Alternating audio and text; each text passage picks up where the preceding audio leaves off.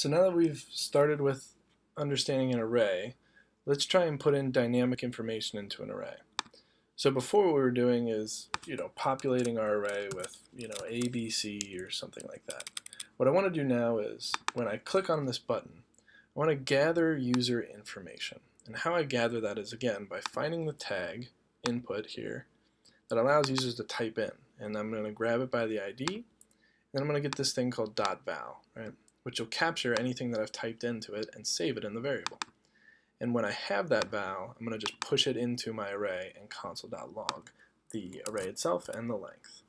So let's go ahead and refresh, and when I start typing Jacob, click, I now see Jacob is in the array and the length is 1, right? And then I could say birding, click, and now I've got a length of 2 with Jacob and birding in it, right?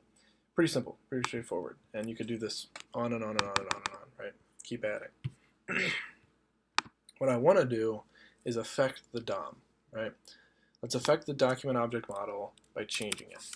So in my HTML, I have my input and my button here, but I have also this div that's just empty. It's essentially a placeholder, and that's what I called it, is ID holder. So if I go to my JavaScript and look at the code, I'm going and finding the holder tag, and I'm using this function called append, which will just add on to the HTML. So HTML itself replaces, right?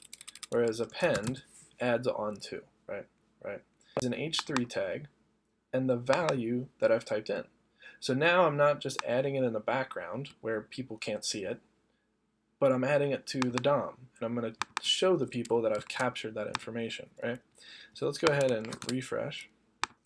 And if I type in Jacob here and click, not only does it go into my array, but it also is displayed on the page, right?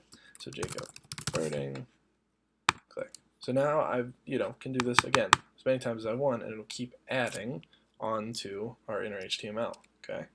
And that's the essentials of how we can change the DOM or affect the DOM by using arrays.